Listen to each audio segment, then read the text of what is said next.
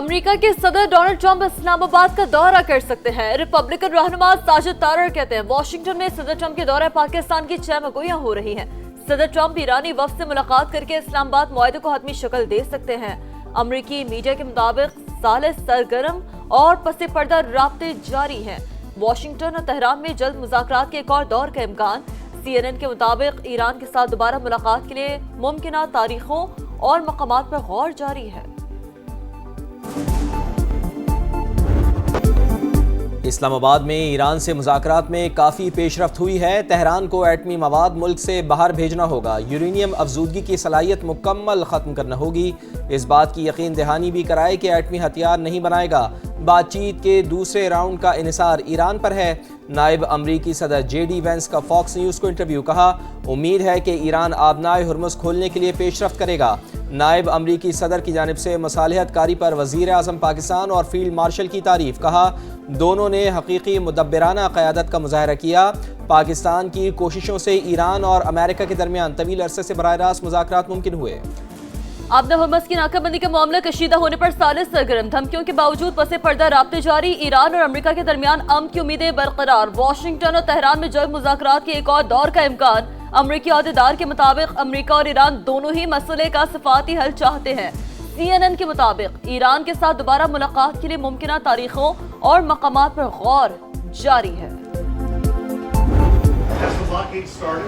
Yeah, started 10 o'clock. The fact that they will never have a nuclear weapon. Iran, you marking it down? Iran will not have a nuclear weapon. آبنائے Hormuz کی ناکہ بندی، ایرانی سمندروں کا گھیراؤ، امریکہ اور ایران میں پھر کشیدگی۔ ڈونلڈ ٹرمپ کی ناکہ بندی توڑنے پر جہاز تباہ کرنے کی دھمکی، بولے بہت سے ممالک ناکہ بندی میں حصہ لے سکتے ہیں۔ آبنائے ہرمز ہم استعمال کرتے ہیں اور نہ ہی ہمیں اس کی ضرورت ہے۔ کوئی بھی ملک آبنائے ہرمز بند کر کے دنیا کو بلیک میل نہیں کر سکتا۔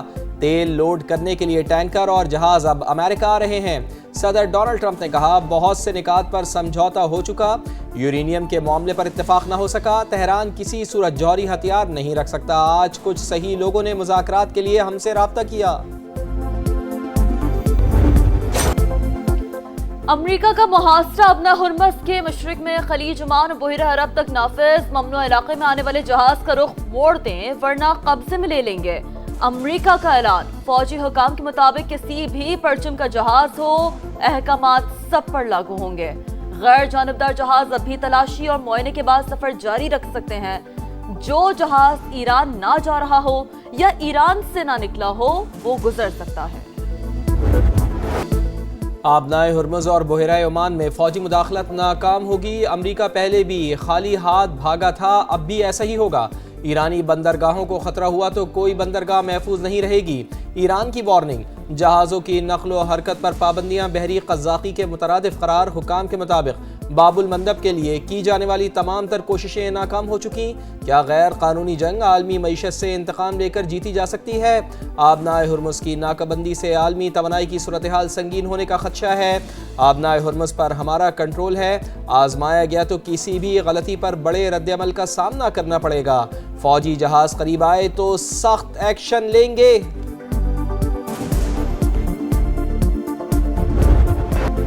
امریکہ اور ایران کا سیز فائر اب بھی قائم ہے، کچھ معاملات اٹکے ہیں، حل کرانے کی کوشش کی جا رہی ہے۔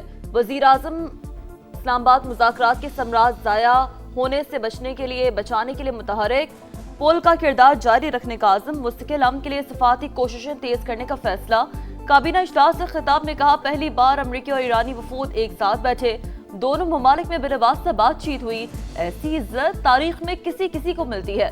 دنیا نے پاکستان کی کاوشوں کو سراہا، فیلڈ مارشل کے فراست اور حکمت سے سیز فائر پر اتفاق ہوا۔ ذمہ داری ہے کہ قومی راز ہی رہیں۔ کابینہ ارکان کا وزیر اعظم، نائب وزیر اعظم اور فیلڈ مارشل کی مصالحاتی کوششوں کو خراج تحسین، قرارداد منظور کر لی۔ وزیر اعظم کو کینیڈین ہم منصب کا فون، امن کے لیے پاکستانی کوششوں پر مبارکباد۔ میاں شہباز شریف کا کشیدگی میں کمی اور جنگ بندی برقرار رکھنے پر زور، کہا امریکہ ایران مذاکرات امن کی جانب ایک اہم قدم ہے۔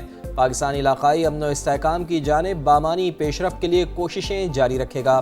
مارک کارنی نے پاکستان کی میزبانی میں امریکہ ایران مذاکرات کو سراہا۔ وزیر اعظم سے جاپانی ہم منصب کی ٹیلی فونک گفتگو، امریکہ ایران مذاکرات پر ہوئی تفصیلی بات چیت۔ ایران قانونی فریم ورک کے اندر بات چیت کے لیے تیار ہے۔ ایرانی صدر مسعود پزشکیان کی فرانسیسی ہم منصب میکرون سے ٹیلی فون پر بات چیت۔ آبنہ ہرمز کی صورتحال پر تبادلہ خیال۔ ایرانی صدر نے کہا آبنہ ہرمز کو لاحق خطرے سے عالمی تجارت پر منفی اثرات مرتب ہوں گے۔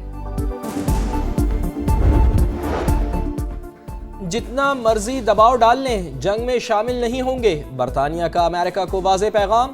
آبی گزرگاہ کی ناکہ بندی کی مخالفت، فرانسیسی صدر کا برطانوی وزیر اعظم کو فون۔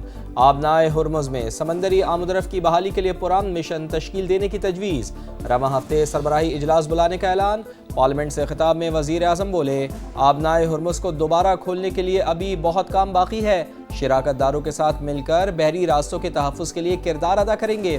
کیئر سٹارمر ایران تنازع کے خاتمے پر پاکستان اور دیگر شراکت داروں کے مشکور۔ لبنان پر اسرائیلی بمباری افسوسناک قرار دے دی، فوری روکنے کا مطالبہ۔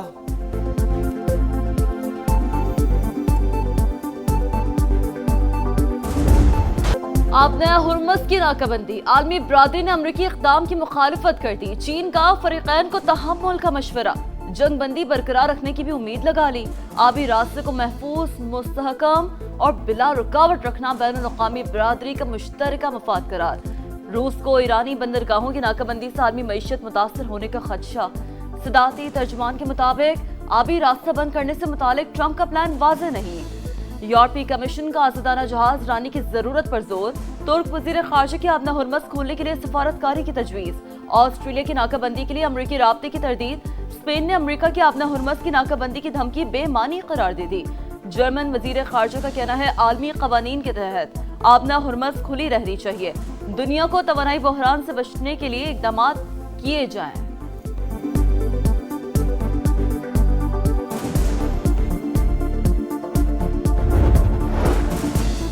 نائب وزیر اعظم کا چین کے وزیر خارجہ سے رابطہ۔ اسلام آباد مذاکرات کے حوالے سے تبادلہ خیال۔ چینی وزیر خارجہ کی خطے میں امن و استحکام کے لیے پاکستانی کاوشوں پر مبارکباد۔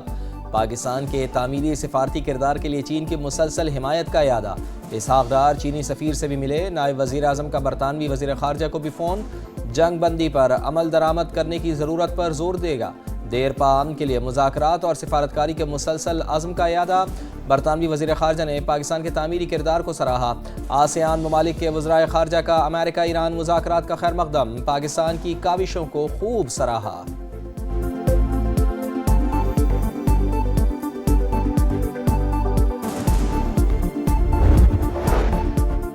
دنیا کے ممالک توانائی ذخیرہ کرنے سے گریز کریں۔ IMF، عالمی بینک اور IEA کا توانائی منڈی کھلی رکھنے پر زور۔ عالمی مالیاتی اداروں کے مطابق برآمدی پابندیاں بحران کو مزید بڑھا سکتی ہیں۔ توانائی سپلائی روکنا عالمی بحران کو شدید بنا سکتا ہے۔ انڈونیشیا کے وزیر دفاع کا پینٹاگون کا دورہ۔ امریکی وزیر جنگ سے ملاقات۔ پیٹ ہیگزت کا دفاعی شراکت داری نئی سطح پر لے جانے کا اعلان۔ دونوں ممالک کا دفاعی تعاون پر مبنی پارٹنرشپ قائم کرنے پر اتفاق۔ لبنان میں اسرائیل کی وحشیانہ کارروائیاں جاری۔ 24 گھنٹوں میں مزید 34 شہری شہید، اموات کی تعداد 2089 ہو گئی، 6762 زخمی۔ امریکی نیشنل کاؤنٹر ٹیررزم سینٹر کے سابق سربراہ جو کینٹ کہتے ہیں اسرائیل کو کنٹرول نہ کیا تو آئندہ بھی مذاکراتی عمل کو نقصان پہنچے گا۔ اسرائیل کو فیصلہ سازی تک رسائی دینا انتہائی خطرناک ہے۔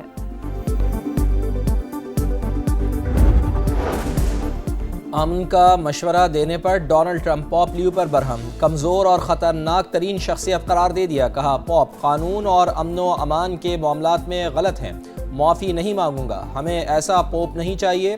پوپ لیو کا جواب، کہا امن کا پیغام بیان کرنے سے پیچھے نہیں ہٹوں گا، کسی بحث میں نہیں پڑنا چاہتا، میری باتیں ہرگز کسی پر حملہ کرنے کے لیے نہیں ہوتی۔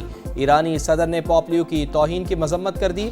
اسپیکر محمد باقر قالیباف نے کہا پوپ کو امن کی بات کرنے پر نشانہ بنایا جا رہا ہے۔ اٹلی کی وزیر اعظم نے صدر ڈونلڈ ٹرمپ کے پوپ لیو سے متعلق ریمارکس ناقابل قبول قرار دے دیے۔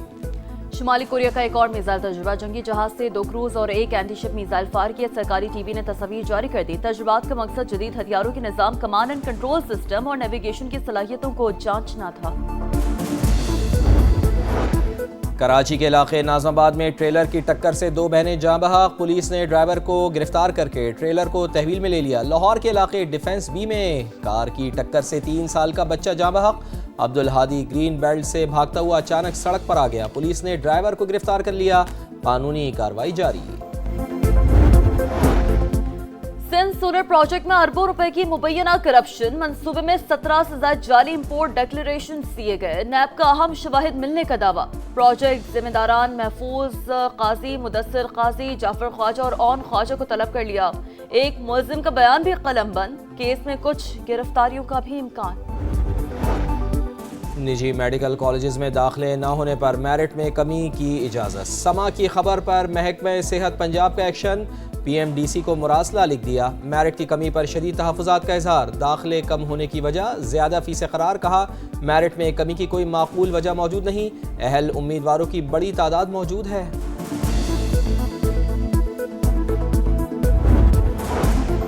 شیڈیول تبدیل نہیں ہوگا، پی ایس ایل معمول کے مطابق جاری رہے گا، محسن نقوی کا اعلان۔